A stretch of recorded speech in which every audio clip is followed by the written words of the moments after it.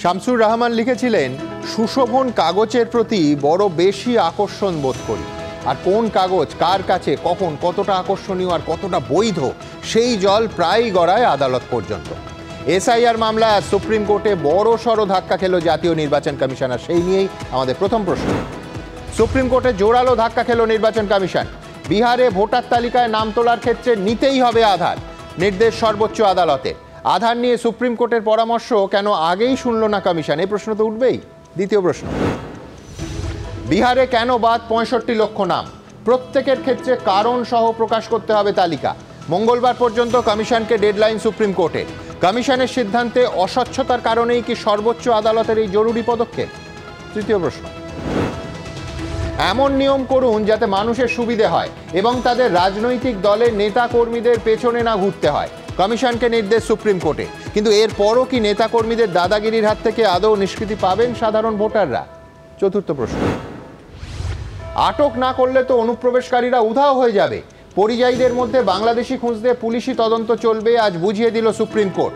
পরিযায়ীদের পরিচয়পত্র চালুর পরামর্শ। অনুপ্রবেশকারীদের বারবারন্ত রুখতে রাজ্যগুলোকেই কি দায়বদ্ধ করতে চাইছে সর্বোচ্চ আদালত? পঞ্চম প্রশ্ন,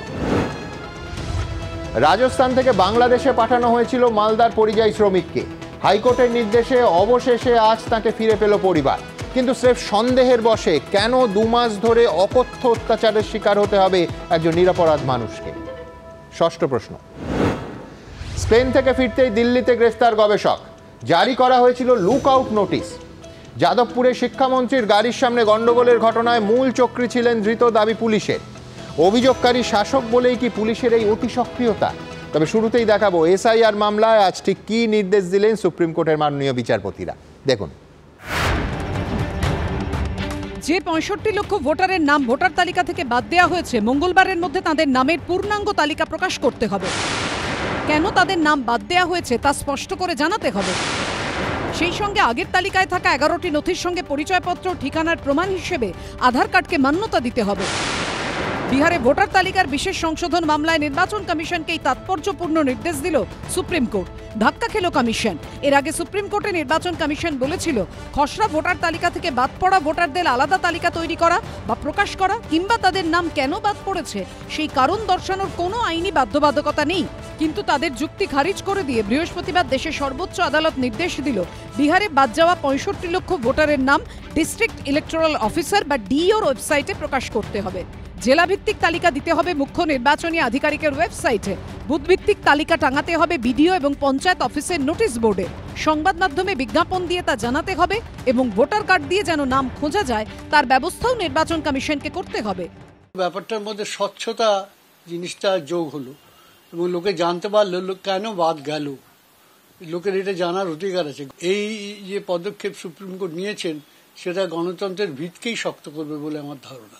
আধার কার্ডটা জেনুইন, তাহলে সে আধার কার্ডটাকে অ্যাকসেপ্ট করাটা হচ্ছে একটা খুব ভালো পদক্ষেপ। সুপ্রিম কোর্টের পদক্ষেপকে আমি স্বাগত জানাচ্ছি। বোঝা যাচ্ছে যে সুপ্রিম কোর্ট এসআইআর এর বিরোধিতা না করলেও এসআইআরটা যে ফরম্যাটে আমাদের আইনে আছে সেই ফরম্যাটটা কিন্তু এটা এনশিওর করার জন্য যাতে নাকি কোনো ভোটার বাদ না পড়ে এবং কোনো অভোটার যাতে ভোট দিতে না পারে।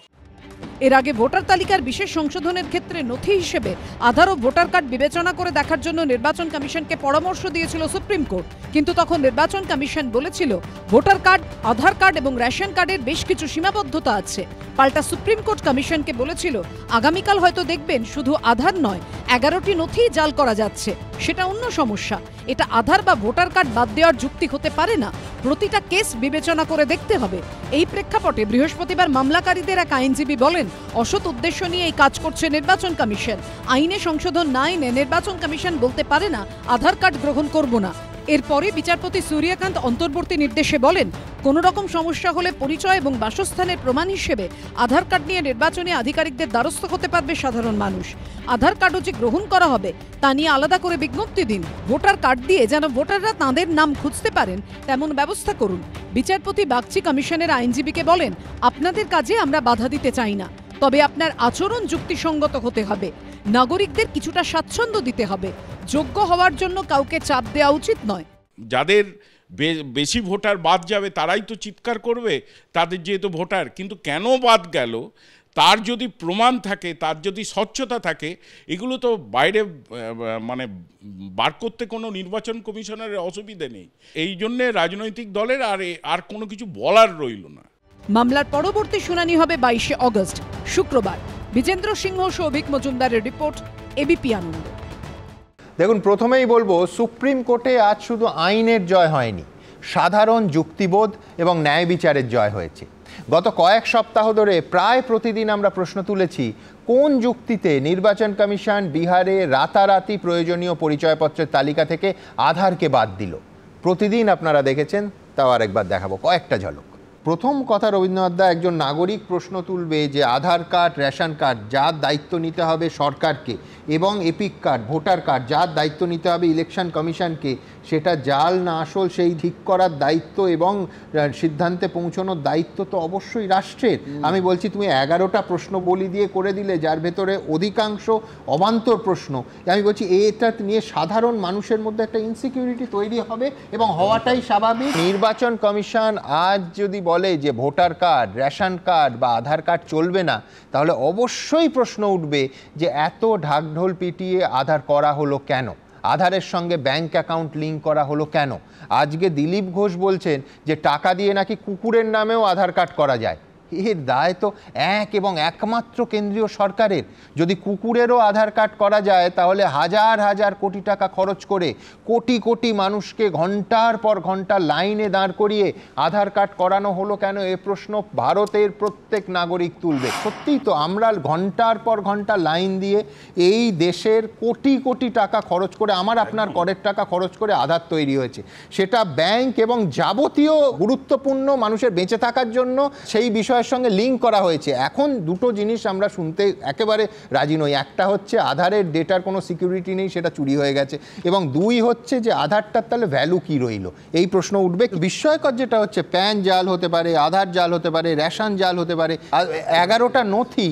এর তো মানে আরও সহজে অন্য এই 11টা নথির মধ্যে একাধিক নথি আছে, আমি নাম করে সেই নথির অসম্মান করতে চাই না, কিন্তু সেগুলো জাল করা তো অনেক সহজ। ওই 11টা তালিকায় আমি আবার বলছি যে একটা জায়গায় আমি দ্বিমত যে এসআইআর প্রয়োজনীয়, ওই 11টা নথি আমি যদি সরকার, আমি যদি মেনে নিই যে আমার আধার ভোটার জাল হতে পারে, ওই 11টা নথি যারা জানেন, আরে আমি বলছি অনেক বেশি রকম জাল হতে পারে, অনেক সহজে জাল হতে পারে। ধরুন একটা ধর্মীয় সংস্থার সার্টিফিকেট, সে তো বলে বলে জাল হতে পারে। দেখুন, দিনের পর দিন সুপ্রিম কোর্টে দাঁড়িয়ে নির্বাচন কমিশন যে যুক্তি দিয়েছে, তাতে যে কোনো বাঙালি রবীন্দ্রনাথের জুতা আবিষ্কার মনে পড়তে বাধ্য। মানে এ যেন ধুলো আটকাতে পারছি না বলে জুতো পরার বদলে গোটা পৃথিবীটাকে চামড়ায় মুড়ে দেওয়ার পরিকল্পনা। আমি আধার জাল না আসল সেটা বুঝতে পারছি না, সেই কারণে আমি আধার বাদ দিয়ে 11টা অন্য নথি দাবি করছি, যেগুলোর প্রত্যেকটা একইভাবে জাল হতে পারে, এবং এই 11টার মধ্যে একাধিক নথি আধার কার্ডের থেকেও আরও সহজে জাল হতে পারে। আজ নির্বাচন কমিশনের এই যাবতীয় কুযুক্তি সুপ্রিম কোর্টের রায়ে নস্যাৎ হয়ে গেল। আধারের এই স্বীকৃতি পাওয়াটা একজন সাধারণ মানুষকে কতটা স্বস্তি দিল, এই প্রশ্ন নিয়ে যাব আজ আমার প্রথম বক্তার কাছে। প্রথম বক্তা আইনজীবী ফিরদৌস শামীম। দেখুন, আমি এর আগেও বলেছি, আবারও বলছি যে রাইট টু ভোট যে কোনো ভারতীয় নাগরিকের একটা কনস্টিটিউশনাল রাইট। এই সংবিধান স্বীকৃত অধিকারকে যদি খর্ব করে দেওয়া হয় যে আমার ক্ষমতা আছে এসআইআর করার, স্পেশাল রিভিশন করার আন্ডার সেকশন 21 সাবসেকশন 3, তাই আমি যে কোনো মানুষের নাম বাদ দিতে পারি, এটা অ্যাপ্রোচ হওয়া উচিত না। আমি একটা উদাহরণ দিই। দেখুন, অনেকেই বলবেন যে রিপ্রেজেন্টেশন অফ পিপুলস অ্যাক্টে তো অ্যাপিলের প্রভিশন রয়েছে সেকশন 24-এ। সেকশন 24-এ দুরকম অ্যাপিল হয়, first appeal, second appeal. First appeal lie করে ডিস্ট্রিক্ট ম্যাজিস্ট্রেটের কাছে, সেকেন্ড অ্যাপিল লাই করে সিইওর কাছে। বিহারে কতগুলো জেলা আছে? 38টা জেলা। বিহারে 38টা জেলায় 65 লক্ষ লোকের নাম বাতিল হয়েছে। মানে আমি যদি গড় করি, জেলা প্রতি 1,71,000 লোকের নাম বাতিল হয়েছে। আচ্ছা, ভোট কবে হবে? আগামী নভেম্বর মাসে। তাহলে 2 মাস বাকি রইল। তাহলে প্রতিটি জেলার ডিস্ট্রিক্ট ম্যাজিস্ট্রেটকে 1,71,000 অ্যাপিল শুনতে হবে। এবার আপনি ভাবুন, ওই 1,71,000 অ্যাপিলের থেকে এবার 1-2 মাসের মধ্যে, এবার ধরুন সেকেন্ড অ্যাপিল হলো, যদি প্রতি ডিস্ট্রিক্ট থেকে 1 লক্ষ করে হয়, তাহলে 38টা ডিস্ট্রিক্ট থেকে 38 লক্ষ। তাহলে সেকেন্ড অ্যাপিল অর্থাৎ সিইওর সামনে, মানে একজন সিইওর সামনে 38 লক্ষ সেকেন্ড অ্যাপিল আসবে। 2 মাসের মধ্যে ডিসপোজাল সম্ভব? সম্ভব না। এবার ধরুন বলবেন যেটা তো অঙ্ক বললাম, আসলে যেটা হয়েছে কি হতে পারে, বিহারে ভোট পিছোতে পারে? দেখুন আইদার ভোট পেছাতে হবে, আর সেটা তো সম্ভব নয়। এবার তাহলে বলুন যে কি করা উচিত। এই যে এসআইআর এর নাম করে যে নাম বাদ দেওয়া হয়েছে, মানে মনে হয়েছে আমার ক্ষমতা আছে তাই নাম বাদ দেওয়া হয়েছে, সেটা তো তার জ্বলন্ত উদাহরণ আমি সুপ্রিম কোর্টের অভ্যন্তরে দেখেছি। একজন ভদ্রলোক এবং একজন ভদ্র মহিলাকে নিয়ে গিয়ে যে যাদের মৃত বলে ডিক্লেয়ার করা হয়েছিল তাদের দেখা যাচ্ছে তারা সুপ্রিম কোর্টে গিয়ে হাজির হয়ে যাচ্ছেন। তার মানে যাদের মৃত বলে দাগিয়ে দেওয়া হয়েছিল, মানে বলে দেওয়া হয়েছিল, তারা কিন্তু জীবন্ত। এই যে এদের নাম বাতিল করা, দেখুন যেমন মাইগ্রেশনের কারণে বা মৃত্যু ভোটার হওয়ার কারণে বা দু জায়গায় নাম আছে ডুপ্লিকেসির কারণে, এই যে কারণগুলো একজন সিটিজেনের, একজন নাগরিকের তো জানারও অধিকার রয়েছে যে তার নামটি কেন বাতিল হলো। রাইট টু নো, তার অধিকার নেই, জানার অধিকার নেই। তাহলে ইলেকশন কমিশন তার সুপ্রিম পাওয়ার রয়েছে বলে, প্লেনারি পাওয়ার রয়েছে বলে আমি একজন নাগরিকের নাম বাদ দিয়ে দেব, কিন্তু তাকে সুযোগ দেব না, এটা হতে পারে না। কেন বাদ দিচ্ছি সেটাও জানাবো। হ্যাঁ, এই কার্যত এটা জেদ করে এই অবস্থানে অনড় ছিল নির্বাচন কমিশন। আজকে যে অবস্থান কার্যত খারিজ হয়ে গেছে সুপ্রিম কোর্ট। এই ইলেকশন কমিশনের এই পরিণতি হওয়াটাই স্বাভাবিক ছিল। যে কোনো যুক্তিশীল মানুষ মনে করবেন এবং খুব স্বাভাবিকভাবে সঙ্গত কারণেই মনে করা উচিত যে এইভাবে মনে হলো, ইচ্ছা হলো তাই 65 লক্ষ লোকের নাম বাতিল। আমি কত লক্ষ মানুষ মারা যেতে হবে? 20 লক্ষ, 22 লক্ষ। তাহলে বাকি 42 লক্ষের সঙ্গে এই যে অপরাধটি, যদি ধরুন আমি 65 লক্ষ দেবো তাহলে 45 লক্ষের সঙ্গে, তাহলে এই যে অপরাধটি সংগঠিত, এটা অপরাধ। এই অপরাধটি যারা সংগঠিত করলেন, আমি মনে করি যে শুধুমাত্র এই যে টুইসডে পর্যন্ত সময় দেওয়া হলো, তারপরে যদি উঠে আসে যেটা বিরাট সংখ্যক মানুষকে কি কারণে এই বাদ দেওয়া হলো, সেটারও কিন্তু প্রপার ইনভেস্টিগেশন হওয়া উচিত। একদম ফিরদৌস স্যার, এই পয়েন্টেই আমি আসবো। আমি বলবো যে একটা জায়গায় এসআইআর তার গুরুত্ব এবং এসআইআর নির্বাচন কমিশন করতে পারে, আইনত করতে পারে, সম্পূর্ণ অধিকার আছে, এটাও সুপ্রিম কোর্ট বলেছে। এবং আপনারা জানেন আমাদের অবস্থান যে এসআইআর অত্যন্ত জরুরি, কিন্তু তাকে নির্ভুল করতে হবে এবং একজন নিরপরাধ নির্দোষ মানুষের নামও যেন অকারণ তালিকা থেকে বাদ না যায়, কিন্তু বেনজল এবং অনুপ্রবেশকারীদের বের করতে হবে। কিন্তু এইখান থেকে আজকে সুপ্রিম কোর্টের যে রায়, তা নিয়ে রাজনৈতিক চাপানুতর, রাজনৈতিক দলগুলো কি বলছে দেখাবো। বিহারে ভোটার তালিকার বিশেষ সংশোধন নিয়ে সুপ্রিম কোর্টে কার্যত ধাক্কা খেল নির্বাচন কমিশন। বিশেষ সংশোধন চলবে বলে স্পষ্ট করে জানালেও বিহারে এসআইআরে যে 65 লক্ষের নাম বাদ পড়েছে তারা আধার কার্ড নিয়ে নির্বাচন কমিশনে অভিযোগ জানাতে পারবেন বলে স্পষ্ট জানিয়ে দিল সুপ্রিম কোর্ট। এরই সঙ্গে যে 65 লক্ষের নাম বাদ পড়েছে তাদের নামের তালিকা এবং কেন নাম বাদ দেওয়া হয়েছে সেই কারণও জনসমক্ষে প্রকাশ করতে হবে বলে নির্বাচন কমিশনকে নির্দেশ দিল তারা। এর থেকেই প্রমাণিত যে রাহুল গান্ধী যে লড়াই লড়ছে, একজন মানুষ একটা ভোট, আজকে ভারতবর্ষে এই বিজেপি সরকার গণতান্ত্রিক অধিকার কেড়ে নিতে চাইছে নির্বাচন কমিশনকে সঙ্গে নিয়ে। বিজেপির সর্বভারতীয় সভাপতি জেপি নাড্ডা আবার সোশ্যাল মিডিয়ায় লিখেছেন, ভোটার তালিকার বিশেষ সংশোধন আটকাতে কংগ্রেস চেষ্টার কসুর করেনি, কিন্তু সুপ্রিম কোর্টে তাদের শুধু হতাশাই জুটল। এখন কংগ্রেস মরিয়া হয়ে ইস্যু নয় এমন বিষয়কে আঁকড়ে ধরে নৈতিক জয় বলে দাবি করছে। আসল কথা হলো কংগ্রেসের ভিত্তিহীন কথা সবাই খারিজ করে দিয়েছে। কংগ্রেস এবারও মামলায় হেরেছে এবং চক্রান্তে হেরেছে। বৃহস্পতিবার মামলার শুনানিতে বিচারপতি জয়মাল্য বাগচি নির্বাচন কমিশনকে প্রশ্ন করেন, খসড়া তালিকায় কতজনের নাম বাদ গেছে। কমিশন জানায় 65 লাখ। তখন বিচারপতি সূর্যকান্ত বলেন 65 লাখের মধ্যে 22 লাখ মৃত। জীবিত এবং মৃতের সংখ্যা নিয়ে বিরোধ রয়েছে। একটি পরিবার কিভাবে জানবে যে তাদের পরিবারের সদস্যকে মৃতের তালিকায় ঢোকানো হয়েছে? তিনি নির্বাচন কমিশনকে প্রশ্ন করেন, 22 লাখ মৃতের নাম কেন প্রকাশ করা হয়নি? ব্লক স্তর বা মহকুমা স্তরে কেন প্রকাশ হয়নি? আপনারা কেন সমস্ত মৃত পরিযায়ী নকল ভোটারদের নাম ওয়েবসাইটে প্রকাশ করছেন না? আপনারা যদি এই তথ্য মানুষের সামনে আনেন তাহলে এই প্রক্রিয়ার বিরোধীদের ব্যাখ্যার আর কোনো গুরুত্ব থাকবে না। তখন বিচারপতি জয়মাল্য বাগচি কমিশনকে বলেন, স্বচ্ছতা ভোটারদের মধ্যে আস্থা বাড়াবে। আপনারা কেন বাদ যাওয়া ভোটারদের নাম কারণ সহ ওয়েবসাইটে প্রকাশ করছেন না? তাহলে তারা উপযুক্ত পদক্ষেপ করতে পারবে। সুপ্রিম কোর্ট আজকে যে রায় দিয়েছে সেটা হচ্ছে ইলেকশন কমিশনকে, একটা সাংবিধানিক সংস্থাকে মনে করে দিচ্ছে যে তুমি যা করবে যাতে এপার ওপার দেখা যায়। তাহলে মানুষের নাম তুমি বাদ দিচ্ছ, তার তো জানার অধিকার আছে কেন তার নাম বাদ দেওয়া হলো। বিচারপতি সূর্যকান্ত নির্বাচন কমিশনকে বলেন, আপনাদের নোটিশে মৃত বা পরিযায়ী আলাদা করে উল্লেখ করুন। আর যারা এখনো নথি জমা করেননি তারা আধার কার্ড জমা করতে পারেন। আজকে বিহার একটু রিলিফ পেয়েছে, একটা স্টেট যদি পায় অন্য স্টেটও তো পাবে। আমরাও লয়ার দিয়েছিলাম, আমরা আমাদের আইনজীবীদের দিয়েছিলাম, কারণ এই ইস্যুটাকে ফার্স্ট আমি ধরেছিলাম নেতাজি ইন্ডোর স্টেডিয়ামে। বাবা মায়ের ডেট অফ বার্থ নিয়ে আসতে হবে। আমরা তো হোম ডেলিভারি, বাবা মায়ের জন্মদিনে আজ পর্যন্ত জানতে পারিনি, তো সার্টিফিকেট কোথা থেকে পাবো? তৃণমূলের কাছে সবই তাৎপর্যপূর্ণ। জগন্নাথ দেবকে সাক্ষী রেখে তৃণমূলের বিসর্জন অনিবার্য। 2026-এর নির্বাচন তৃণমূলের বিসর্জন। সুপ্রিম কোর্টের রায়ের তাৎপর্য বলছেন, এবার পরের রায়টা শুনানিটা হতে দিন, তারপর দেখবেন সুপ্রিম কোর্টকে আক্রমণ করছে। নির্বাচন কমিশনের পূর্ণাঙ্গ তালিকা প্রকাশের পর রাজনীতি কোন পথে এগোয় সেদিকেই নজর থাকবে। কৃষ্ণেন্দু অধিকারী, উজ্জ্বল মুখোপাধ্যায় ও শিবাশিস মৌলিকের রিপোর্ট, এবিপি আনন্দ। দেখুন, আজ বিচারপতি জয়মাল্য বাগচি নির্বাচন কমিশনকে বলেছেন যে আপনাদের কাজে আমরা বাধা দিতে চাই না, তবে আপনাদের আচরণও যুক্তিসম্মত হতে হবে, নাগরিকদের কিছুটা স্বাচ্ছন্দ্য দিতে হবে। নির্বাচন কমিশনের দেখুন বহু পদক্ষেপ এই যুক্তিসম্মত না হওয়াতে আমরা প্রশ্নগুলো পরপর তুলেছি। ধরুন, একজনের নাম ভোটার তালিকা থেকে বাদ পড়ল আর তিনি তার কারণ অবধি জানতে পারছেন না। এটা itself law of natural justice যাকে আমরা বলি তার পরিপন্থী।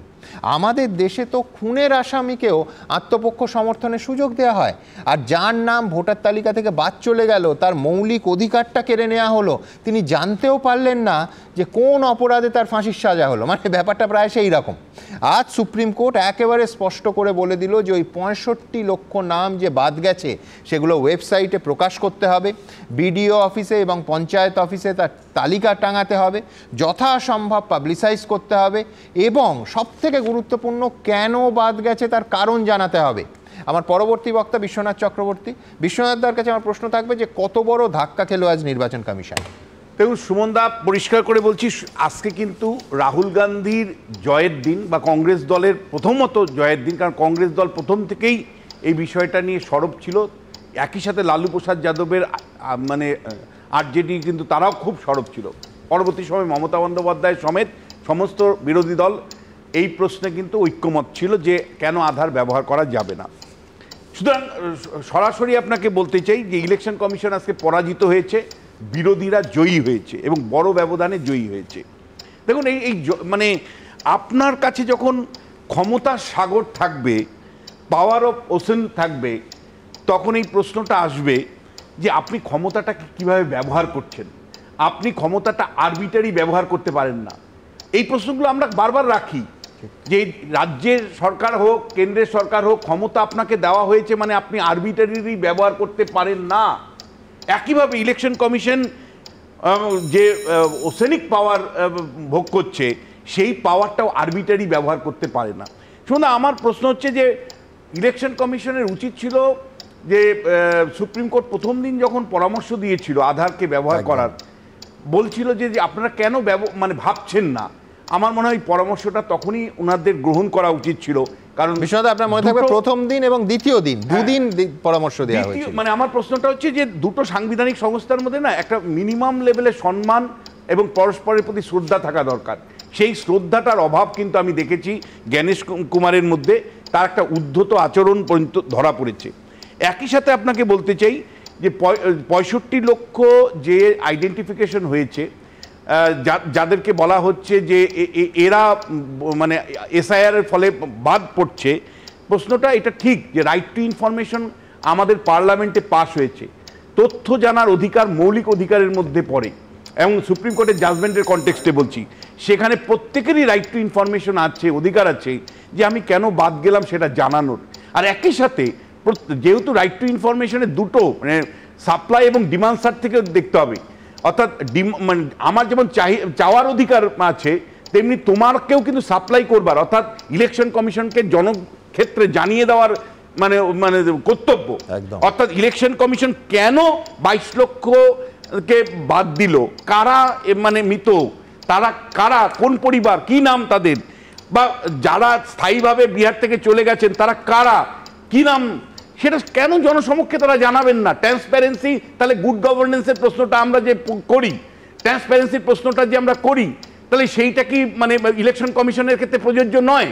ফলে একটা আমি আবারও বলছি যে আপনাকে সংবিধান বিপুল ক্ষমতা দিয়েছে, মানে আপনি যে কোনো জিনিস আরবিট্রারি করতে পারেন না। আবার একই সাথে এইটা কাজ করতে গিয়ে কিন্তু যারা অসৎভাবে ভোটার তালিকাটাকে রেখে দিতে চায় তাদেরকে কিন্তু আপনি বকলমে কিন্তু এনকারেজ করলেন।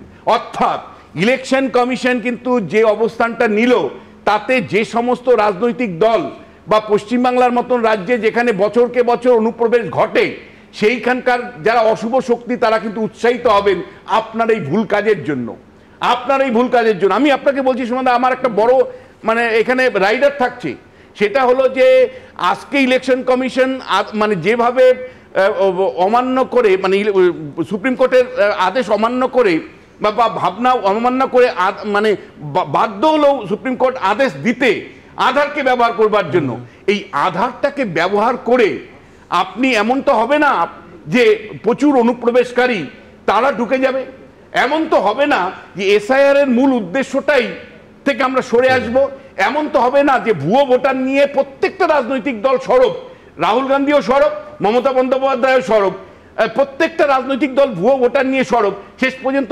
আধারটাকে হাতিয়ার করে বা ঢাল রেখে সেই ভুয়ো ভোটারেরই রমরমা থাকবে না, কারণ ভুয়ো ভোটারদের থাকার সম্ভাবনা থেকে যাবে। এবং একই সাথে আপনাকে বলতে চাই আমরা কিন্তু এক্সপেক্ট করব যে একটা বিশুদ্ধ একেবারে ত্রুটিমুক্ত ভোটার তালিকা প্রস্তুত হবে। কিন্তু আমার একটা সংশয় আছে সুমনদা, যে আমাদের রাজনীতিবিদরা বারবার বছরকে বছর, যখন মমতা বন্দ্যোপাধ্যায় বিরোধী নেত্রী ছিলেন তখন অনুপ্রবেশের কথা বলতেন, আজকেও যিনি বিরোধী নেতা তিনি অনুপ্রবেশকারীর কথা বলেন, কিন্তু দিনের শেষে কিন্তু আমাদের জাতীয় নিরাপত্তার সাথে কি কম্প্রোমাইজ হবে? অনুপ্রবেশ তাদেরকে রেখে দেওয়া হবে? এবং আজকে যে আধার স্বীকৃতি পেল সেই আধার জাল আটকাতে কি আমাদের কেন্দ্রীয় সংস্থা এবং কেন্দ্রীয় সরকার সক্ষম হবে? আমার পরবর্তী বক্তা অধ্যাপক শুভময় মৈত্র। আমি এইখানে আপনাদের কাছে আরেকটা, মাননীয় বিচারপতি সূর্যকান্ত আজকে তিনি বলছেন we don't want rights of people to B dependent on political parties. আমার মনে হয়েছে এটা অত্যন্ত গুরুত্বপূর্ণ, তার কারণ এইটা যদি করা যায় নিঃসন্দেহে সাধারণ মানুষের একটা বড় রিলিফ। সূর্যকান্ত বলছেন মাননীয় বিচারপতি, people should not be dependent on political workers or BLS who have their own political ideology. অর্থাৎ ওনার ধারণাটা খুব, আমি বলবো যে আদর্শ ধারণা। সেটা কি? যে ভোটার আর ইলেকশন কমিশন অফ ইন্ডিয়া এর মাঝখানে কেউ থাকবে না।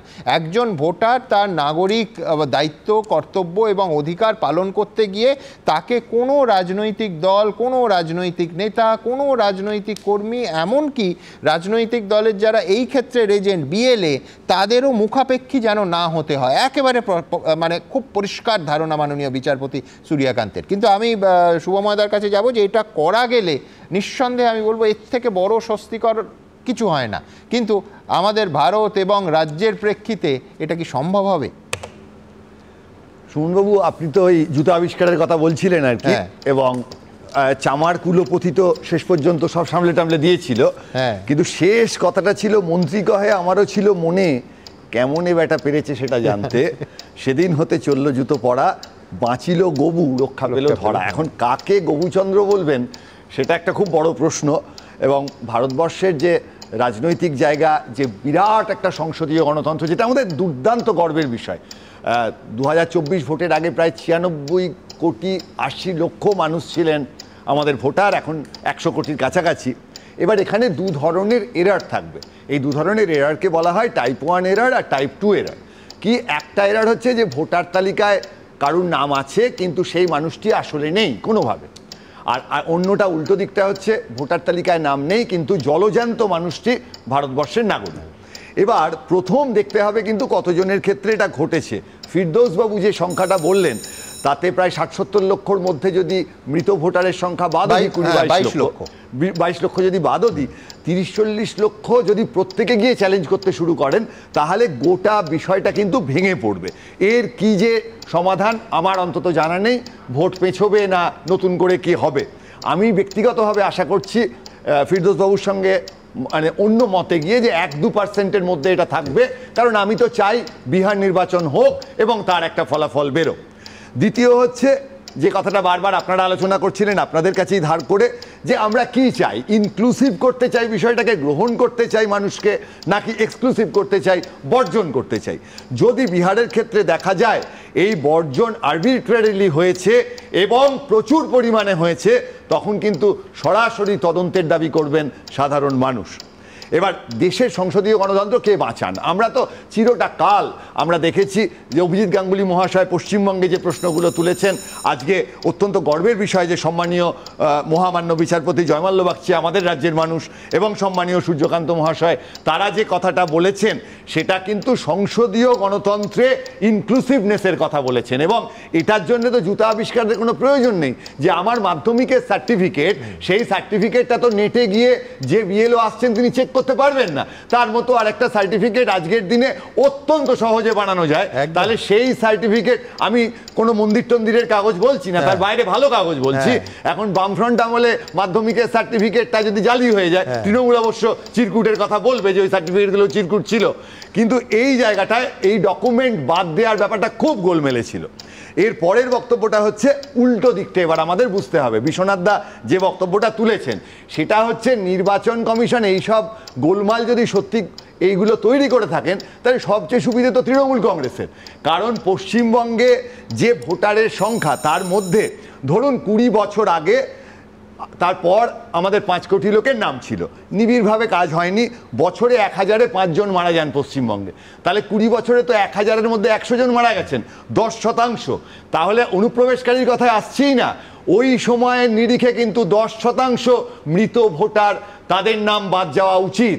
এবং এই বাদ যদি না যায়, আমি বারবারই বলেছি আমার কাছে সেভাবে তথ্য নেই, একটা স্টাডি করা দরকার, সার্ভে করা দরকার, যে মৃত ভোটার যারা আছেন তাদের ভোট তো পশ্চিমবঙ্গেই সবচেয়ে বেশি পড়ে। একদম। আমি শুধু শুভময়দার সঙ্গে যোগ করতে চাইব যে আমাদের এই রাজ্যে সীমান্তবর্তী জেলাগুলোর কিভাবে এই আবেদনের সংখ্যা কত গুণ বেড়েছে, এই অনুষ্ঠানে একাধিকবার সেই প্রতিবেদন, সেই রহস্যময় প্রতিবেদন আপনাদের সামনে রেখেছি। এইটাও কিন্তু আশঙ্কার। আমি বলছি না যে আবেদনের সংখ্যা বাড়লে বা 3 গুণ বা 4 গুণ হলেই সেটা সমস্তটা একেবারে জাল, কিন্তু নিঃসন্দেহে সেখানে খতিয়ে দেখা এবং সত্যাসত্য বিচার করা অত্যন্ত গুরুত্বপূর্ণ হয়ে দাঁড়ায়। ঠিক এইখানে আমি আপনাদের সামনে রাখবো যে এই একেবারে সরাসরি ইলেকশন কমিশন অফ ইন্ডিয়া এবং একজন সাধারণ মানুষ, একজন সাধারণ ভোটার, এই সংযোগটা সরাসরি করতে চাইছেন আদর্শগতভাবে মাননীয় বিচারপতিরা। কেন বলছি? যে একেবারে মধ্যিখান থেকে রাজনৈতিক দল, রাজনৈতিক নেতা, কর্মী, বিএলএ, এদের সবাইকে সরিয়ে সরাসরি ভোটার এবং ইসির যোগাযোগ স্থাপন করার আদর্শ ছবিটা আজকে মাননীয় বিচারপতিরা তুলে ধরলেন। দেখুন, এমন কি কোনো ব্যবস্থা থাকতে পারে না যেখানে নাগরিকদের স্থানীয় রাজনৈতিক দলের পেছনে দৌড়তে না হয়? বিহারে ভোটার তালিকার বিশেষ সংশোধন মামলায় অন্তর্বর্তী নির্দেশ দিতে গিয়ে তাৎপর্যপূর্ণ প্রশ্ন তুলল সুপ্রিম কোর্ট। বৃহস্পতিবার মামলার শুনানিতে জাতীয় নির্বাচন কমিশনের আইনজীবী এদিন দাবি করেন, এখন কমিশনকে তীব্র রাজনৈতিক বিরোধিতার পরিবেশে কাজ করতে হচ্ছে। রাজনৈতিক দলের লড়াইয়ের মধ্যে আমরা আজকে পড়েছি। তখন বিচারপতি সূর্যকান্ত বলেন, আপনারা যদি বাতিল হওয়া ভোটারদের তথ্য মানুষের সামনে আনেন, তাহলে এই প্রক্রিয়ার বিরোধীদের ব্যাখ্যার আর কোনো গুরুত্ব থাকবে না। আমরা চাই না যে মানুষ রাজনৈতিক কর্মীদের উপর নির্ভরশীল হয়ে পড়ুক, কারণ নাগরিকদের নিজস্ব অধিকার আছে, কিছু সাংবিধানিক অধিকার, কিছু আইনি অধিকার। তারপরে বিচারপতি প্রশ্ন করেন, এমন কি কোনো ব্যবস্থা থাকতে পারে না যেখানে নাগরিকদের স্থানীয় রাজনৈতিক দলের পেছনে দৌড়তে না হয়?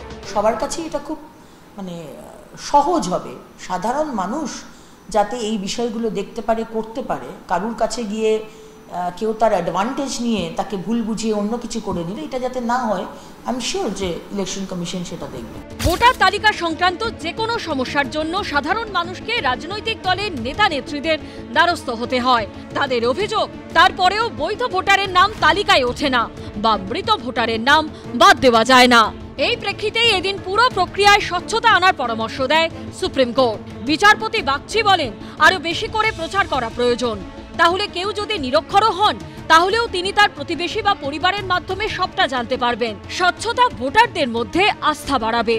আপনারা কেন বাদ যাওয়া ভোটারদের নাম কারণ সহ ওয়েবসাইটে প্রকাশ করছেন না? তাহলে তারা উপযুক্ত পদক্ষেপ করতে পারবে। কমিশনের আইনজীবী তখন দাবি করেন, ব্যাপক প্রচার হচ্ছে, কিন্তু রাজ্য সরকারের ওয়েবসাইট আমরা ব্যবহার করতে পারবো না।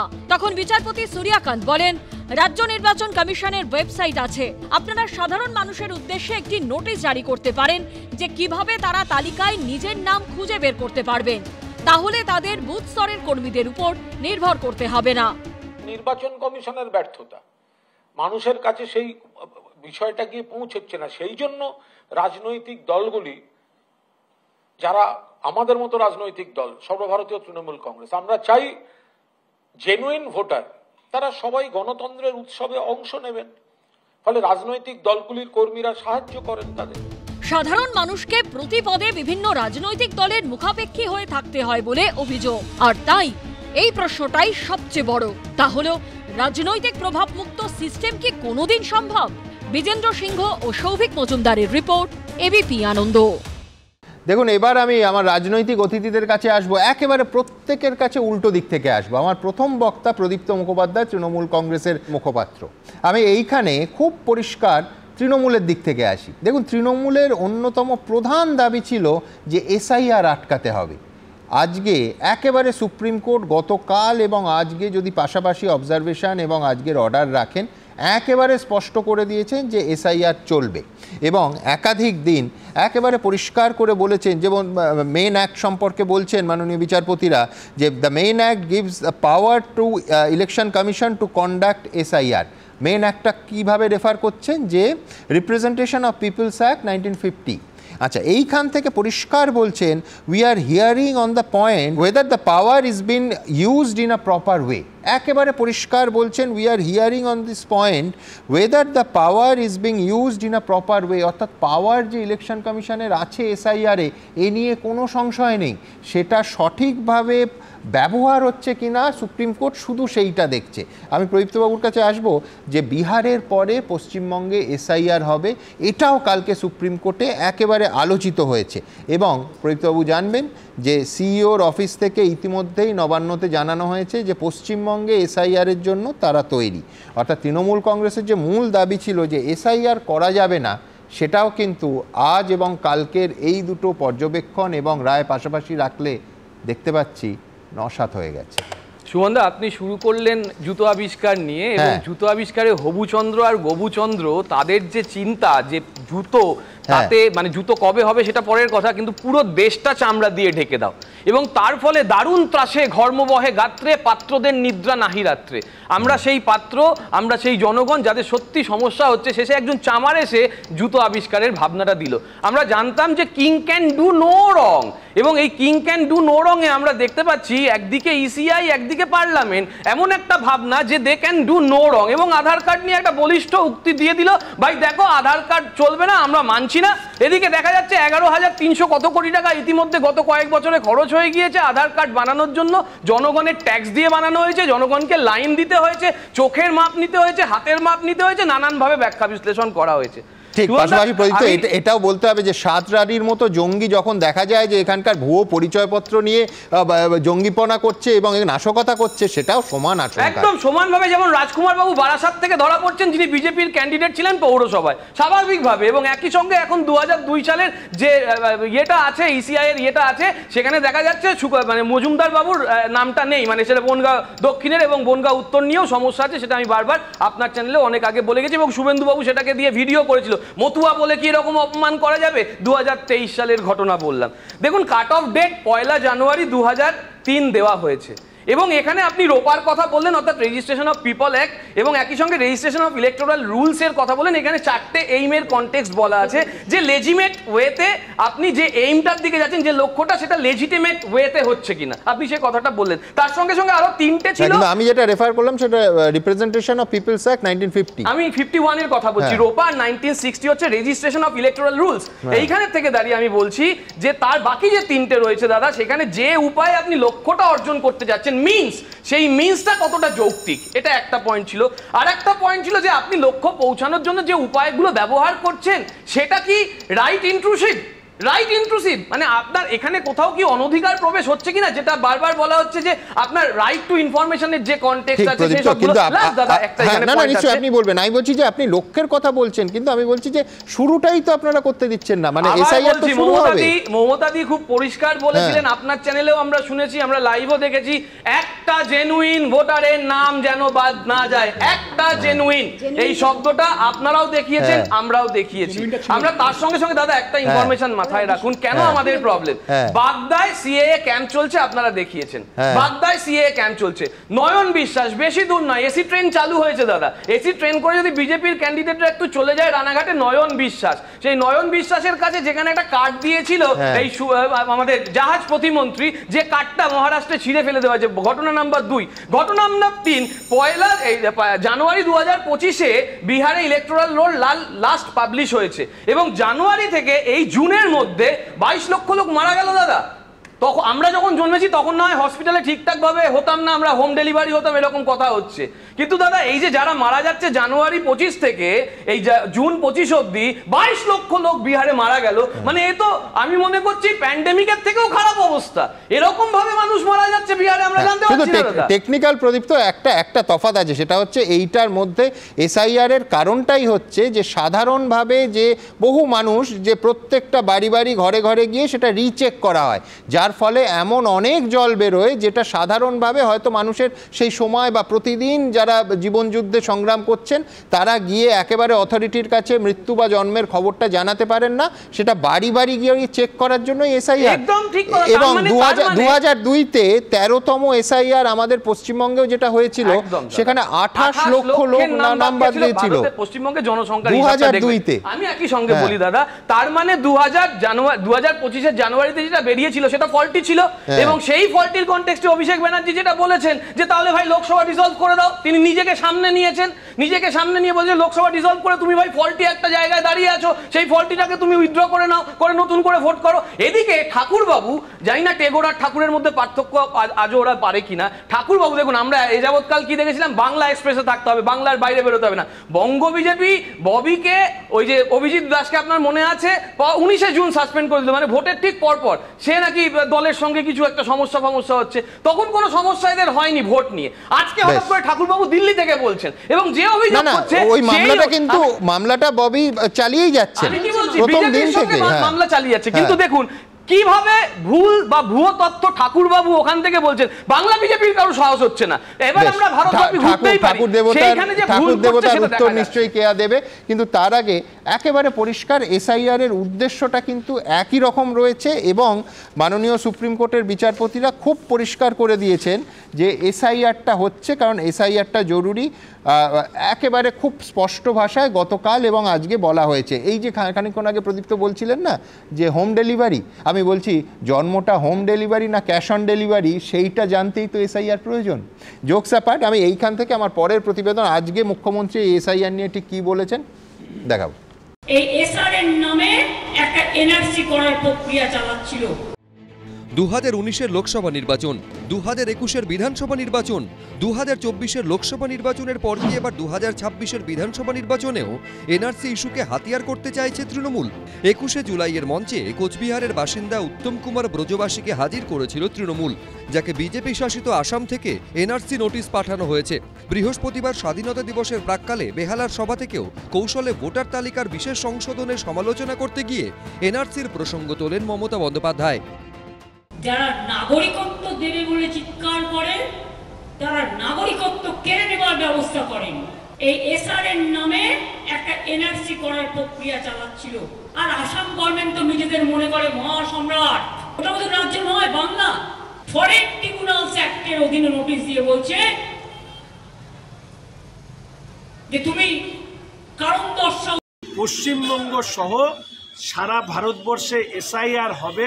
আমার রাজ্যের অনুপ্রবেশকারী রোহিঙ্গাদের বন্ধু তথা স্বর্গ থেকে ভোটার নিয়ে এসে ভোট করাতে অভ্যস্ত তৃণমূল কংগ্রেসেরই শুধুমাত্র এই রাজ্যে এসআইআর নিয়ে গাত্রদাহ। মুখ্যমন্ত্রীর বক্তব্য আজকে আরেকবার তা প্রমাণ করে।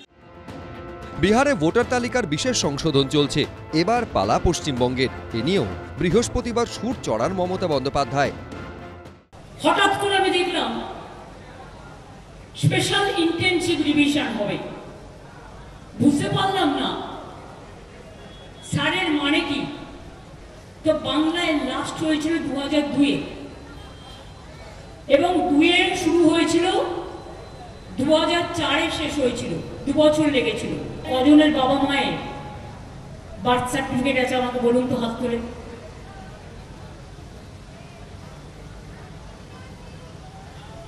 থাকবে কি করে, কারণটাই তো বুঝতে পারছে না। এটা গায়ের জোর দেখাচ্ছে এখন যারা ক্ষমতায় আছে। সুপ্রিম কোর্ট আরেকবার ইলেকশন কমিশনের যে পরামর্শ যেটা দিয়েছে সেটাকে মেনে নেওয়ার মধ্যে দিয়ে ইলেকশন কমিশন এই ভারতবর্ষের মতন প্রায় 140 কোটির বেশি মানুষের একটা বিশাল দেশে যে নির্বাচন প্রক্রিয়া স্বচ্ছতার সাথে তারা করতে সক্ষম, তারা চাইছে সেটাকেও একটা প্রাতিষ্ঠানিক প্রতিষ্ঠা দিন। এসআইআর বিতর্ক চলছেই, তার মধ্যে এনআরসি জুড়ে দিচ্ছেন মমতা বন্দ্যোপাধ্যায়। তপ্ত হচ্ছে রাজনীতি। এর ফলে ভোটে কার লাভ কার ক্ষতি হবে বোঝা যাবে আগামী বছর। আশাবুল হোসেন, সনদ ঝা, এবিপি আনন্দ। দেখুন, আমি যদি রাহুল গান্ধীর জায়গায় থাকতাম, আমি আজকে কিন্তু জ্ঞানেশ কুমারকে একটা বিরাট মিষ্টির প্যাকেট পাঠাতাম। তার কারণটা কি, যে উনি যে আর্গুমেন্টে দিনের পর দিন কার্যত নির্বাচন কমিশন জেদ ধরে বসে রইল, এমনকি সুপ্রিম কোর্ট না নির্দেশ নয়, কিন্তু সুপ্রিম কোর্ট আধার এবং ভোটারের ক্ষেত্রে ভেবে দেখার অনুরোধ করেছিল, একবার নয় দুবার, সেখানে কার্যত গ্রাহ্য করেননি। আর তার ফলটা হলো বিরোধীদের দিক থেকে আজকে সমস্ত বিরোধী দল যারা মামলা লড়েছেন, যারা এই ইস্যুতে একসঙ্গে এসেছেন, তারা নিজেদের জয় দাবি করছেন। এবং ইন্ডিয়া জোট, কার্যত জোট বলে প্রায় কিছু ছিল না, ইন্ডিয়া নিয়ে বারবার কেয়ারা প্রশ্ন তুলতো যে ইন্ডিয়া কোথায়, ইন্ডিয়া আদৌ কোনো অ্যালায়েন্স এরম কি আছে বিরোধীদের। সেই ইন্ডিয়া জোট কার্যত জোটবদ্ধ হয়ে গেল। এই সুযোগটাই ইন্ডিয়া জোট হয়তো পেত না যদি নির্বাচন কমিশন সমস্ত তথ্য স্বচ্ছতার সঙ্গে সামনে রাখত। আচ্ছা, এইখানে মাননীয় বিচারপতি, যদিও তিনি রাজনৈতিক কোনো পরামর্শ দেননি, কিন্তু মাননীয় বিচারপতি সূর্যকান্ত তিনি বলছেন নির্বাচন কমিশনের আইনজীবীকে, আপনারা যদি মানুষের সামনে এই সমস্ত তথ্য আনেন, তাহলে এই প্রক্রিয়ার বিরোধিতা যারা করছে তাদের ব্যাখ্যার আর কোনো গুরুত্ব থাকবে না। আমি বলছি এইটাকে কিন্তু সম্পূর্ণ রাজনৈতিক দিক থেকেও দেখা যায়। মাননীয় বিচারপতি কী ভেবে বলেছেন জানি না, কিন্তু আরেকবার পড়ব কতটা গুরুত্বপূর্ণ এই অবজারভেশন। আপনারা যদি মানুষের সামনে এই সমস্ত তথ্য আনেন, তাহলে অর্থাৎ কাদের কী তথ্য না, এই কেন বাদ গেল, কোন কারণে, কাদের নাম বাদ গেল, যাবতীয় তথ্য, তাহলে এই প্রক্রিয়ার বিরোধিতা যারা করছে তারা ব্যাখ্যার কোনো গুরুত্ব আর থাকবে না তাদের। কি মানবে? সবার আগে একটা কথা বলি, এই যে রাহুল গান্ধীর জয় বলে যারা ঊর্ধ্ববাহু হয়ে নাচ করছে, রাহুল গান্ধী নিজেও জয় মনে করছেন। না, সেটা তো উনি মরাল ভিক্টরি অনেকবারই মনে করেছেন সুমন। 2019-ও মনে করেছিলেন, 2024-ও মনে করেছিলেন। যখন উনি হারেন উনি ভাবেন ওনার নৈতিক জয়। যাই হোক, সেটা মনে করিয়ে দিলাম। আমি বলছি যে বারে বারে বলা হচ্ছে ধাক্কাটা কোথায় সুমন? আমরা চেয়েছিলাম যে স্বচ্ছ ভোটার তালিকা, মাননীয় সুপ্রিম কোর্ট সেটা বলেছেন যে স্বচ্ছ ভোটার তালিকা হওয়া দরকার। আমরা চেয়েছিলাম সংশোধিত ভোটার তালিকা, মাননীয় সুপ্রিম কোর্ট এসআইআরকে মান্যতা দিয়ে বলেছেন এটা ভোটার বান্ধব। অর্থাৎ আমরা যে দাবি করেছিলাম, আমরা চাইছি যে আমার ভোটার তালিকা স্বচ্ছ হোক, আমার ভোটার তালিকায় যারা বহিরাগত বললে আবার পশ্চিমবঙ্গে অন্য মানে হয়, যারা ভিন দেশীয়, বাংলাদেশি হতে পারে, রোহিঙ্গা হতে পারে, বা যারা আমার বিধানসভা বা লোকসভার ক্ষেত্রে ভোটার নয়, দুজনের থাকবে না, আমৃত ভোটার থাকবে না, স্বচ্ছ চাই। সেটাই হয়েছে। কিন্তু দুটো কথা, এক হচ্ছে যে বিজেপির ধাক্কা কেউ বলেনি, নির্বাচন কমিশনের ধাক্কা। এবং নির্বাচন কমিশনের কেন ধাক্কা? নির্বাচন কমিশনই তো বলেছিল যে আমি 65 লক্ষ নাম বাদ দিয়েছি, এর কারুর ব্যাখ্যা আমাদের দিতে হবে না। এই ব্যাখ্যা তো নির্বাচন কমিশন করেছিল। আজকে সুপ্রিম কোর্ট যেটা নির্বাচন কমিশনের মুখপাত্র না, আমি আমার দলীয় মুখপাত্র, এইটা বললে অসুবিধা নেই, কিন্তু ধাক্কাটা খেয়েছে নির্বাচন কমিশনের। যে কথাটা উঠলো, আমার যেটা বলতে ইচ্ছা করছে, 65 লক্ষ নাম যেটা বাদ গেছে, নির্বাচন কমিশন আজকে প্রথম কথাটা জানিয়ে রাখা দরকার। আপনিও একটু আগে বললেন যে এটা কিন্তু নির্দেশ নয়, সুপ্রিম কোর্টের এখতিয়ার নেই নির্বাচন কমিশনকে নির্দেশ দেওয়ার। কনসেন্ট অর্ডার দেওয়া হয়েছে, যে ফলে আজকে যেটা বলা হয়েছে অন সাজেশন, প্রথমে বলা হয়েছে এটা consent order starts with on suggestion by this court the following steps has been agreed. অর্থাৎ নির্বাচন কমিশন নাও মানতে পারতেন, কিন্তু তারা মেনেছেন, তাতে অসুবিধা কি আছে? এইবার চলে এসে আমি আজকে কোনো অপশনই নেই। না না, অপশন আছে, কেন অপশন নেই? নির্বাচন কমিশন যদি বলতে, আমি জানি না বললে কি হতো সেটা পরবর্তীকালে নিশ্চয়ই আলোচনা করবেন যারা বিদ্বজ্জন রয়েছেন, কিন্তু আমি বলবো যে যারা আজকে গেছিলেন এসআইআর কে বাতিল করতে, তারা আজকে হাতে পেন্সিল নিয়ে ফিরে এসেছেন। তারা পেয়েছেন একটা ঘন্টা, সে ঘন্টা গলায় বাঁধবেন না কোথায় রাখবেন তাদের বিষয়। কিন্তু এইবার চলে এসছি পশ্চিমবঙ্গে। সুমন, আপনি বলছেন এসআইআর, এখানে একজন শুনছে হার হার, কারণ এ ব্যথা কি যে ব্যথা বোঝে কি আঞ্জনে, সজনী আমি বুঝি, একজন ভয় পাচ্ছে মনে মনে। কেন জানেন তো? পশ্চিমবঙ্গে আমরা চাই স্বচ্ছ ভোটার তালিকা, ওই যে 65 লক্ষ যে তালিকা, আমি চাইবো ভোটার তালিকা প্রকাশ হোক। তা না হলে এই কয়েকদিন আগেই বিভিন্ন চ্যানেলে দেখিয়েছিল, আপনাদের চ্যানেলেও দেখেছিল, পূর্বস্থলীর ধিতপুর 2 নম্বর ব্লক, সেখানে আমাদের কর্মী জয়দেব দাস, তিনি বিজেপি করেন বলে তার নাম তৃণমূলের যারা বিএলএ বাদ দিয়ে দিয়েছিল।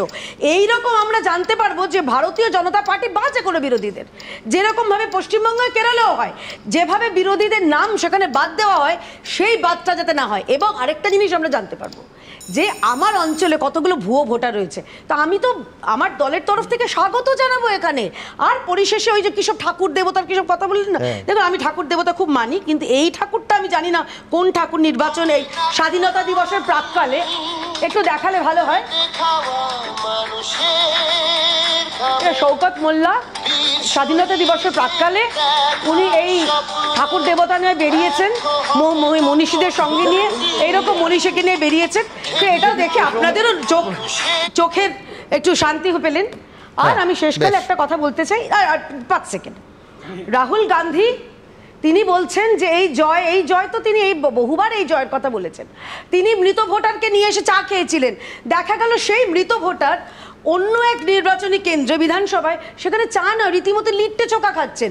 তো প্রতিবারের মতন আরও একবার থাপ্পড় খেলেন রাহুল গান্ধী, এটা বলতেই পারে। এবং যেই জাস্টিস জয়মাল্য বাগচির কথা আপনি বললেন, এই কিছুদিন আগে এই একই জাস্টিস রাহুল গান্ধীকে বলেছিলেন আগে আপনি ভারতীয় সেই প্রমাণটা করুন, সেই মতন ব্যবহার করুন। সুতরাং বোঝাই যাচ্ছে রাহুল গান্ধীর সেই ফেল্ড অ্যাটেম্প, মার্কেটিং এর ভাষায় ওই পুরনো মদ নতুন বোতলে দিয়ে বারে বারে তাকে রিলঞ্চ করার চেষ্টা। বিচারপতি দীপঙ্কর দত্ত বলেছিলেন, 2 হচ্ছে থাপ্পড়ের মতো কড়া শব্দ আমি ব্যবহার করতে চাই না নির্বাচন কমিশন সম্পর্কে, কিন্তু আজকে রাজনৈতিক নেতারা পরস্পর সম্পর্কে থাপ্পড় টাপ্পড় ব্যবহার করেন। কিন্তু বিষয়টা হচ্ছে আজকের কিন্তু না মানার কোনো অপশন নেই। আমি আবার একেবারে ক্লিয়ার করে দিয়েছেন যে main act gives the power of election commission to conduct SIR, যেরকম বলছেন, পরের বাক্যে বলছেন we are hearing on the point whether the power is been used in a proper way. অর্থাৎ সেই ক্ষমতা যেটা আমি বারবার বলি সমুদ্রের মতো ওশানিক পাওয়ার, সেইটাকে নির্বাচন কমিশন প্রপার ওয়েতে ব্যবহার করছে কিনা সঠিক পদ্ধতি মেনে, এটা অবশ্যই ভারতীয় বিচার ব্যবস্থার বিচারের পরিধতির মধ্যে পড়ে এবং তারা যথার্থই বিচার করেছেন। এখানে নির্বাচন কমিশনের না বলার কোনো জায়গাই নেই। জুডিশিয়াল রিভিউ এর আন্ডারে যে কোনো বিষয় জুডিশিয়াল রিভিউ আন্ডারে আসে, ফলে আমাদের ইলেকশন কমিশন ওসেনিক পাওয়ারের অধিকারী হলেও যে কোনো তার কাজকর্ম পদ্ধতিগতভাবে ঠিক হচ্ছে কিনা এবং সেটা ভ্যালিড হচ্ছে কিনা এবং যুক্তিসঙ্গত হচ্ছে, রিজনেবল হচ্ছে কিনা, সেটা দেখবার এক পূর্ণ অধিকার আছে। আমি যেটা কেয়াকে বলতে চাই যে দেখো কেয়া, আগ বাড়িয়ে খেলতে গেলে না অনেক সময় সমস্যা তৈরি হয়। আমি বলছি যে